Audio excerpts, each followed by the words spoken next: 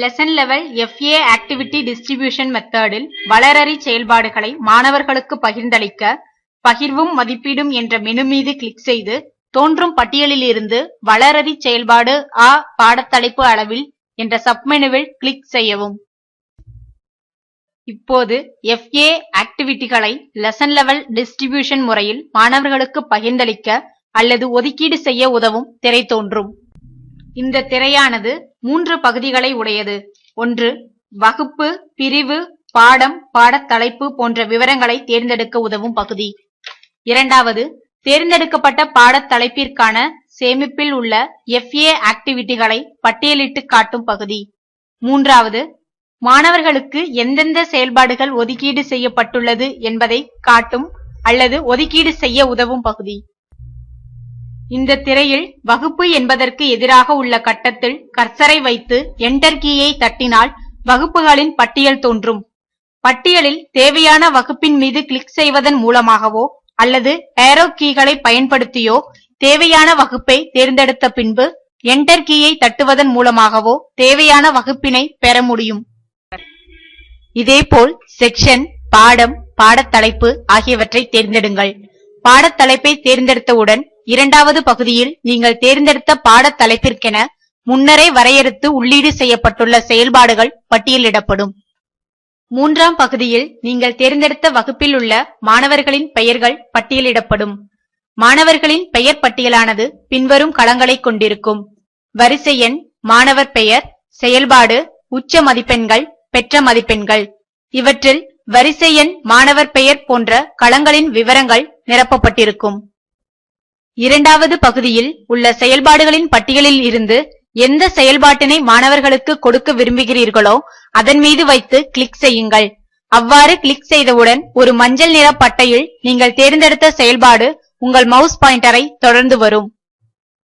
அவ்வாறு மவுஸ் பாயிண்டரை தொடர்ந்து வரும் செயல்பாட்டினை ஒரு குறிப்பிட்ட மாணவருக்கு வழங்க மூன்றாம் பகுதியில் உள்ள பெயர் பட்டியலில் அந்த மாணவரின் பெயருக்கு எதிரே உள்ள செயல்பாடு என்ற களத்தில் மவுஸை கிளிக் செய்ய வேண்டும்.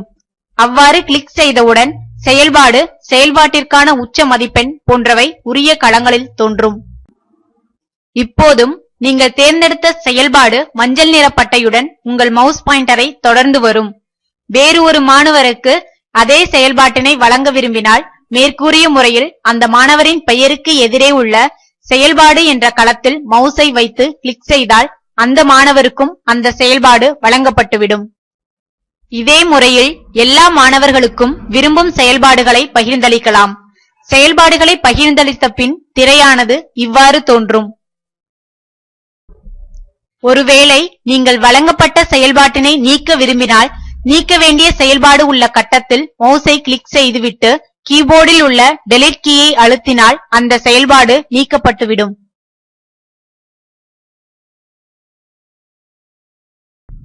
நீங்கள் உங்கள் மவுஸ் பாயிண்டரை தொடர்ந்து வரும் செயல்பாட்டினை விலக்க விரும்பினால் கீபோர்டில் உள்ள எஸ்கேப் கீயை அழுத்துங்கள். மவுஸ் பாயிண்டரை தொடர்ந்து வந்த செயல்பாடு மறைந்துவிடும். தேவையான மாற்றங்களை செய்துவிட்டு மன நிறைவுக்கேற்ப செயல்பாடுகளை ஒதுக்கீடு செய்த பின் சேவ் பட்டனை கிளிக் செய்யுங்கள். குறிப்பிட்ட பாடத்தலைப்பில் எந்த மாணவருக்கு எந்த செயல்பாடு ஒதுக்கப்பட்டுள்ளது என்ற விவரங்கள் சேமிக்கப்பட்டுவிடும். இதுவரை செயல்பாடுகளை பகிர்ந்தளிப்பது எப்படி என்பதை பார்த்தோம். இப்போது அவ்வாறு பகிர்ந்தளித்த விவரங்களை எவ்வாறு பிரிண்ட் எடுத்து ஆவணப்படுத்துவது என்று பார்ப்போம்.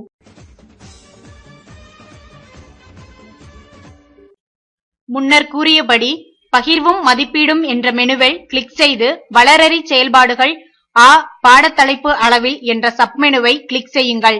Lesson level FA activity distribution திரை தோன்றும். இந்த திரையில் வகுப்பு, பிரிவு, பாடம், பாடத்தலைப்பு போன்றவற்றை உரிய வழிமுறைப்படி தேர்ந்தெடுங்கள். இறுதியாக பாடத்தலைப்பு தேர்ந்தெடுக்கப்பட்டவுடன் வளரறி செயல்பாடு ஆ ஒதுக்கீடு செய்யப்பட்ட விவரங்கள் பட்டியலிடப்படும். சேவ் பட்டனுக்கு அருகில் உள்ள எக்ஸ்போர்ட் பட்டனை கிளிக் செய்துவிட்டு நிமிட நேரம் காத்திருங்கள்.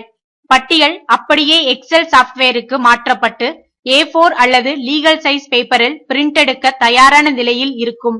நீங்கள் பிரிண்ட் எடுத்துக் கொள்ளலாம்.